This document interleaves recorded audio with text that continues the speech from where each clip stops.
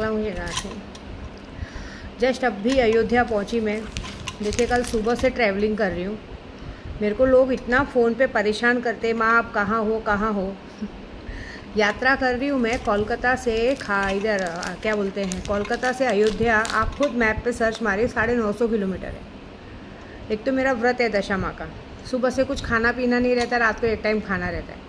अभी मेरा BP low हो गया, इसलिए मैं थोड़ी सी चॉकलेट खा रही हूँ, क्योंकि मेरे को एकदम कमज़ोरी आ गई है। क्योंकि इंसान पूरी ट्रैवलिंग कर रहा है, उसमें पढ़ाई कर रहा है, 100 बार हनुमान चालीसा पढ़ रहा है, सब पढ़ रहा है, उसमें खाना पीना नहीं। मैंने दशा माँ का व्रत भी रख लिया, 2 दिन का व्रत पूरा हो चुका है, उसे मैं छोड़ भी तो नहीं सकती ना, सही है ना।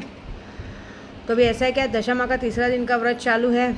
चॉकलेट दूध ये सब तो हम थोड़ा सा खा सकते हैं, क्योंकि अभी चक्कर आ रहा है।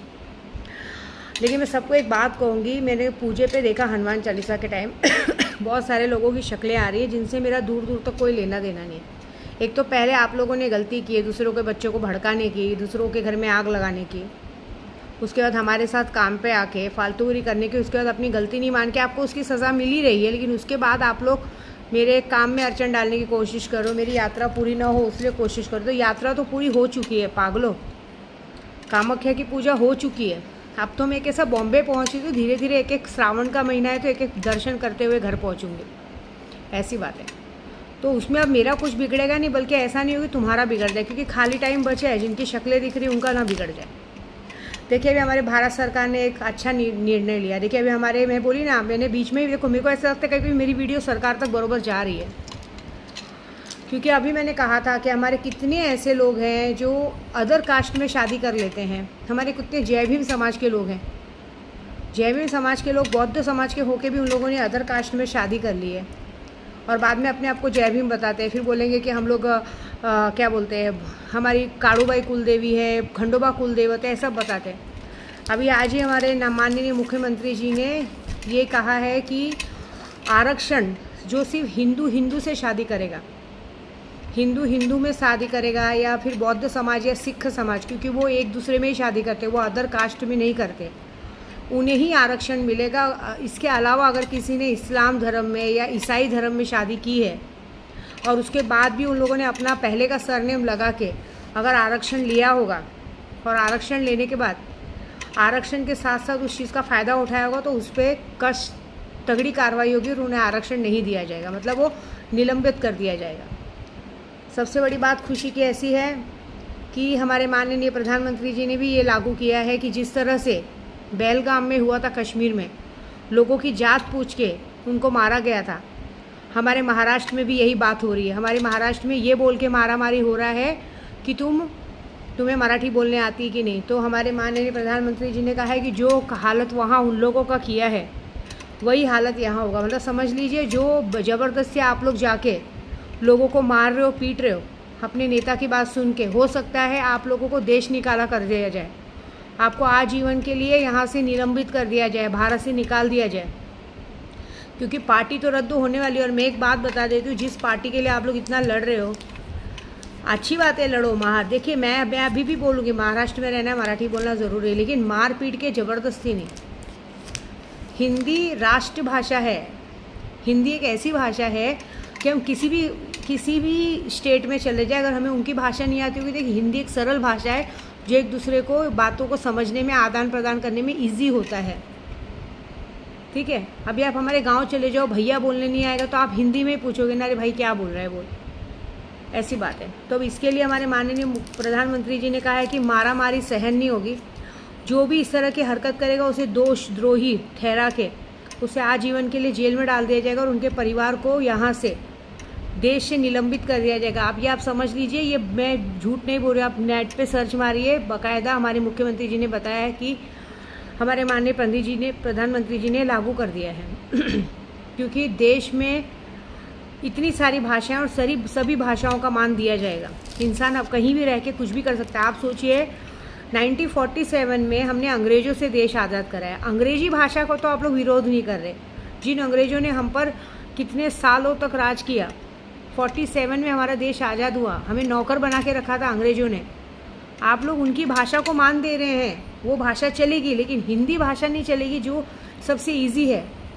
और सबसे बड़ी बात, आप जिस जिसके लिए भी ये कर रहे हैं, पहले उस पार्टी को लाओ तो सही, उस पार्टी को जिताओ तो सही। देखिए अभी आ रहे हैं ना बीएमसी का इलेक्शन, उस बीएमसी के इलेक्शन में बहुमत से लाओ तो सही। जो लोग इस तरह से लड़ाई कर रहे हैं, जब इलेक्शन आता है तो सिर्फ हराते नहीं, इतनी बुरी तरीके से हराते कि आदमी को बोलने में भी शर्म आ जाए कि हम हार गए।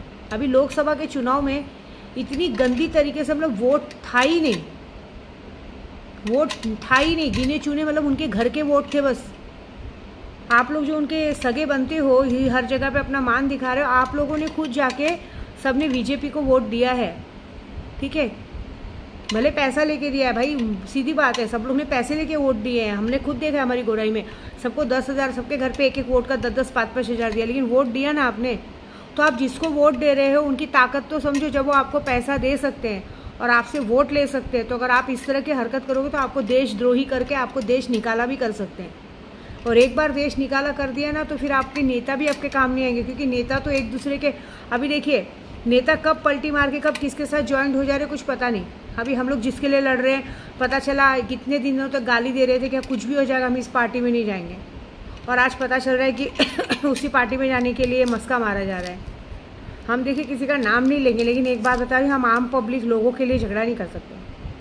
देखिए हिंदी भाषा से प्रॉब्लम क्या है, हिंदी भाषा का मतलब समझिए। हाँ, आप ये बात के लिए लागू रखिए कि अगर आप महाराष्ट्र में रहते हो तो मराठी बोलो, मराठी सीखो, मतलब ये भाषा आनी चाहिए। ज़बरदस्ती मत करो कि नहीं आएगी तो कान फट मारेंगे, ज़बरदस्ती मारोगे।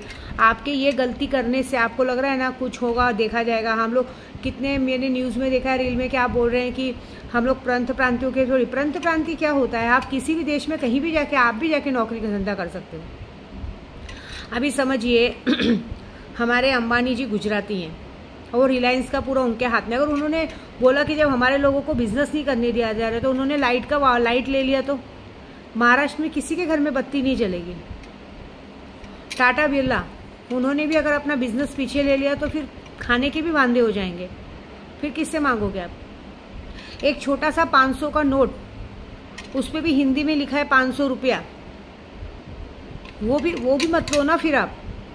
फिर उसके बाद पिक्चर, सारी जितने भी हमारे महाराष्ट्र के लोग हैं वो लोगों को सबको हिंदी पिक्चर देखनी ही पसंद है, तो वे हिंदी पिक्चर भी बंद कर देंगे क्या। इतने बड़े बड़े नेता जो यूपी के हैं, इतने लोगों ने इतनी बड़ी बड़ी बात की, उनके पास कोई नहीं क्या लड़ाई झगड़ा करने, सिर्फ आम पब्लिक और गरीब पब्लिक को मारी जा रही है। इसके लिए हमारे माननीय प्रधानमंत्री जी का सबसे बड़ा थैंक यू। उन्होंने कहा है कि जो भी इस तरह से कहेगा उसको देशद्रोही करार दिया जाएगा। देशद्रोही का मतलब समझते हो आप लोग जो भी इस कांड में पकड़े जाओगे, मारा में गलती से भी आप लोग जो भी कांड में पकड़े जाओगे, तो आप और आपके परिवार को देश निकाला कर दिया जाएगा। आपको ये मुंबई छोड़ के जानी पड़ेगी, और प्लस आपके ऊपर जो केस बनेगा और आप पर जो होगा वो अलग, जिंदगी भर की जेल होगी वो अलग। ये बहुत बड़ी बात बोल दी उन्होंने, ये हमारे लिए भी लागू है। अगर हम प्रांत प्रांतियों ने भी इस तरह की बदतमीजी की, अगर हमने भी लोगों को उल्टा बोला नहीं आती मराठी क्या करने का, उनके लिए भी यही सजा है। मैं सबको बोलूँगी, अपने यूपी वाले भाइयों को भी, कि आप ऐसे मत बोलिए कि हमें नहीं आते, हम नहीं बोलेंगे क्या करेंगे। आप बोलिए कि नहीं आ रही है, ठीक है, हम सीखते हैं, थोड़ा वक्त दीजिए, हम सीखेंगे, आम्हाला थोड़ा वेळ द्या शिकायचे, सीखणार आम्ही, मान रख, क्योंकि मान रखना ज़रूरी है। ऐसा बोलेंगे तो उनको अच्छा लगेगा ना। आप अभी हमारी भी तो गलती है, हम लोगों को उल्टा बोल दे रहे, नहीं बोलेंगे, जाओ जो करना है करो, ऐसे नहीं होता है ना। तो अभी ये मुद्दा बहुत बड़ा फैलते जा रहा है। एक बात याद रखिए, जो हरकत हो रही है ना, जो अभी बीएमसी चुनाव के लिए हरकत हो रही है ना, और ये लोग जो भाषा का मुद्दा बना के सोच रहे ना हमारी पब्लिक जाके इसको मार रही है, कर रही है, आप एक बात याद रखिए, मैं उद्धव बाला साहब ठाकरे जी अपने भाई को, राज भाई को एक ही बात बोलूँगी कि ये जो पब्लिक आपके नाम पे लोगों को मार रही है ना भाऊ, ये ज्या लोकांना मारतात ना त्या लोक तुम्हाला वोट नाही देणार, ती जाऊन बीजेपीला वोट देणार। मेरे को जितनी मराठी आती मैं उतनी बोल रही हूँ, और ऐसे भी अच्छी आती है भी, कैसा वीडियो बना रही इससे बोल नहीं पा रही हूँ। आपको सिर्फ और सिर्फ धोखा मिलने वाला है। ये लोग सिर्फ आपके पीछे अपनी पर्सनली दुश्मनी निकाल रहे हैं। मीडिया में मारा इसलिए कर रहे हैं कि टीवी में आएंगे, टीवी में दिखेंगे, ये दिखेंगे, लेकिन एक बात ये नहीं समझ रहे कि पीछे ये वीडियो जो प्रधानमंत्री तक जा रहा है, आपको देश निकाला कर दिया जाएगा, ऐसी बात है। अभी तो ये जो हो रहा है, मैं तो अपने राज ठाकरे जी, उद्धव बाला साहब भाई को यही कहूँगी कि प्लीज़, आप लोगों ने मेरी 3 साल की मेहनत बिगाड़ दी। मैंने 3 साल आपके लिए कितनी मेहनत की आपकी सरकार लाने के लिए, और वो आने ही वाली थी। आपने ये भाषा का मुद्दा करके सारा कुछ बिगाड़ दिया। और अभी भी थोड़ा शांत हो जाइए। आपका अगर पार्टी को रद्द कर दिया गया तो आने वाली ज़िंदगी में आपकी 7 पीढ़ियों में किसी को भी ना इलेक्शन में खड़े होने मिलेगा, ना तो कोई पार्टी बनाने मिलेगी, नहीं, कुछ नहीं कर सकते। एक बार अगर लग गया ना फ्रीज, मतलब एक बार अगर हम पर स्टैंप लग गया ब्लॉकिंग का, तो वो अनब्लॉक नहीं हो सकता। देशद्रोह का ब्लॉक लग जाएगा आप लोग पे, कि जिस तरह से बेलगाम में आतंकियों ने यह हरकत की थी, ऐसे महाराष्ट्र में रहने वालों पे इन लोगों ने हरकत की। इसलिए अभी भी बोल रही, शांत रहिए। और दूसरी बात, मैं सबको यही कहूँगी, मेरे नाद में मत लो। मुझे जो पूजा करनी थी मैंने कर ली, मेरा यात्रा सफल होगा। लेकिन एक याद रखो, देखो कोई याद कर रहा है कि आप लोग के साथ जो होगा ना, फिर बोलना मत मुझे, क्योंकि मैं जानती हूँ मेरी पूजा पे, मेरे को पूरे अपने शक्तियों पे पूरा भरोसा है कि अभी जो होगा ना, आप लोग जो हरकत कर रहे हो ना, बहुत बुरा हो जाएगा। कोई बचा नहीं पाएंगे, क्योंकि आप समझिए मैं अकेली नहीं हूँ। अगर मैं यहाँ तक यात्रा करी तो मेरे पीछे मेरे बैकअप सारे गुरु पंडित सब के सब लगे हुए हैं। अगर मैं एक वीडियो बनाती तो वो वीडियो देख के उस तरफ से काम चालू करते हैं। अभी आपको बताओ, जिस हरीश पांडे ने मेरे घर तक ज़बरदस्ती बार बार झूठा लेटर भेज रहे हैं ना, उसका वो हाल करने पे लगे। अब तक किसी ने एक्शन नहीं लिया था, सबने सोचा था जान दो सुधर जाएगा। लेकिन अब की तारीख में मैं अकेले नहीं लगी हूँ। मैं तो डेली 100 बार हनुमान चालीसा पढ़ रही हूँ ये सब चीज़ों के लिए। मैं हनुमान चालीसा में एक ही बात बोलती हूँ, बाबा ये जो हमारे देश में हिंदुत्व का नाम लेके जो आतंकवादी घूम रहे हैं, लोग अपनी ज़बरदस्ती कर रहे हैं, क्योंकि महाराष्ट्र एक ऐसी जगह, महाराष्ट्र का मतलब क्या होता है, महाराष्ट्र मतलब इस राष्ट्र में हर इंसान रह सकते हैं। भारत का नक्शा देखा है, गाना सुने, जन गण मन अधिनायक जय है, भारत भाग्य विधाता, पंजाब सिंधु गुजरात मराठा द्राविड़ उच्चल गंगा, हिंद हिमाचल यमुना गंगा। तो इस जगह पे माँ यमुना गंगा और हर जात के प्रांति के लोग रह सकते हैं। आप पर प्रांति किसको कह रहे हैं? कोई नहीं, आपकी करनी है आपके साथ। बाद में देशद्रोही करके जब आपको और आपके परिवार को निलंबित कर दिया जाएगा, तब आपको समझ में आएगा। निलंबित करना मतलब हट जाना। फिर आप लोगों को ये होने के बाद देश के किसी भी कोने में आपके बच्चों को एजुकेशन के लिए स्कूल में एडमिशन नहीं मिलेगा, आप लोगों को कहीं भी खड़ा नहीं किया जाएगा, आपको नौकरी नहीं मिलेगा, क्योंकि आप पर एक देशद्रोह का थप्पा लग जाएगा, एक स्टैंप लग जाएगा कि ये देशद्रोही हैं। फिर क्या करेंगे? न्यूज़ देखा कीजिए सब लोग, न्यूज़ से पता चलेगा। सिर्फ बाहर जाके झगड़ा करने से मतलब नहीं है। आप लोग सोचो कि अरे हमने मोर्चा किया, ये क्या सरकार को झुका देंगे। पहली बात तो हमारी जो सरकार है ना, माननीय प्रधानमंत्री मोदी जी, वो किसी की नहीं सुनते। उनको जो करना है वो वहाँ से बैठे बैठे एक पेपर पे साइन करके हट जाते। वो आपकी बात नहीं सुनेंगे, आप तक नहीं आएंगे। वो उनका तरीका बहुत अलग है। वो आप कितना भी चिल्लाते रहो, कुछ भी करते रहो, उनको जो करना है वो करके हट जाएंगे। उसके बाद आप पर वो चीज़ लागू हो जाएगी। उसके बाद फिर आपको सिर्फ भुगतना पड़ेगा। एक बात याद रखिए, उसको आप पिछड़ा नहीं सकते। फिर ऐसी बात है। तो बाकी देखिए आपकी मर्ज़ी क्या करना है। मेरा काम है बताना, और मैं इन लोगों को भी कहूँगी जो लोग मेरे पीछे पड़े हैं, मेरे पीछे पड़ के कोई मतलब नहीं। आप अपनी बर्बादी को न्योता दे रहे हो और कुछ नहीं। बस इससे ज़्यादा कुछ नहीं बोलूँगी। बाकी देखिए क्या होता है, ठीक है ना। अपनी बर्बादी को मौका देना है। देखो मैं एक बात कह रही हूँ, मैंने अपनी 7 पीढ़ियों की सुरक्षा कवच के लिए, यूट्यूब के 7 पीढ़ियों की सुरक्षा कवच के लिए पूजा शुरू की थी, और आप लोग अपने 7 पीढ़ियों को बिगाड़ने पे लगे हैं। ऐसा नहीं हो कि आप मेरा बिगाड़ने को चल रहे हो और आपकी बिगड़ जाए। देखो बिगड़ तो गया, अब ये सब हो गया। अभी देखिए आगे के क्या होता है। अभी तो ये होगा कि जो पर प्रांति नहीं जो लोग आरक्षण मानते, खास करके आप महाराष्ट्र लोगों के लिए लागू किया गया। जो आप लोग आरक्षण मांग रहे हो ना, आप लोग आरक्षण मांगने के चक्कर में भी आप लोगों में से कितने लोग बौद्ध धर्म के होके अच्छे खासे महाराष्ट्रियन लोगों की बात करें, होने के बाद किसी ने क्रिश्चियन में शादी कर ली, किसी ने मोहम्मडन में शादी कर ली है। उसके बाद भी ये होगा कि आपको फिर उस जगह को छोड़ना पड़ेगा। आप लोगों को सबको वहाँ भेजा जाएगा जहाँ पे हो, क्योंकि इसमें कैसा होता है सब मिक्स हो जा रहा है। और ऐसे तो भेज ही देना चाहिए, क्योंकि आप लोग फिर हर तरह का अपमान करते हो। जिसमें आपने शादी की है, जिसमें आप कन्वर्ट हुए हो, उनका भी अपमान कर रहे हो। अगर आप समझो आप किसी मुस्लिम में कन्वर्ट हुए तो उनको फॉलो करो ना। आप मुस्लिम समाज में किसी से शादी करते हो, फिर आप काड़ूबाई भी जाते हो, कामाख्या भी जाते हो, काली माता का भी दर्शन करते हो, सब जगह का सिंदूर भी लाते हो, प्रसाद भी लाते हो।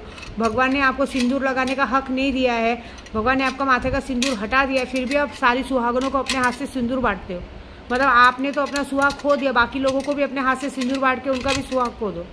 आपको पता है, बुरा नहीं माना है, ऐसे किसी को भी सिंदूर नहीं दिया जाता। हमें सिंदूर देने का हक उसी को जब हमारे माथे पे सिंदूर हो। कितना गलत काम। माँ को ओटी नहीं भरी जाती है, माँ को टीका नहीं लगाया जाता है। ये सब पाप करके जो हो रहा है ना, बहुत गलत हो रहा है। और सबसे बड़ी बात, उसके बाद सबसे बड़ा बात कि आप तो उस कास्ट के भी नहीं हो, आपने ऑलरेडी अपना धर्म बदली कर दिया है। जब धर्म बदली कर दिया है तो धर्म बदली करने के बाद आप क्यों फिर ज़बरदस्ती फिर इस पूजा पाठ में लग रहे हो? फिर आप दोनों धर्म का अपमान कर रहे हो, क्योंकि वहाँ पे तो नहीं चलता है, वहाँ पे तो वुज़ू करना पड़ता है, आयतें पढ़नी पड़ती है, ये सब करना पड़ता है। जब वो चीज़ कर रहे हो तो ये चीज़ करने की क्या ज़रूरत है आपको? मेरे को कहने का मतलब ये है, ऐसा बोल रही हूँ मैं। एक ही को पकड़े चलो ना। हम नहीं मना करते कि आप मुस्लिम में मत जाओ, ईसाई में मत जाओ। अगर आप उसमें जा रहे हो तो फिर इसमें मत आओ। दोनों साइड कैसे चल रहे हो? दो भगवान को पकड़ के चल रहे हो, वो भगवान भी मेरा, ये भगवान भी मेरा। ऐसा नहीं होता है ना। ऐसे करोगे तो आप तो भगवान को मानते ही नहीं हो, फिर आप तो सिर्फ अपनी चला रहे हो। ऐसा हो गया फिर। कोई नहीं, आपकी गलती की सज़ा भगवान आपको देगा। आप तो शुरुआत हुई है, मज़ा देखो।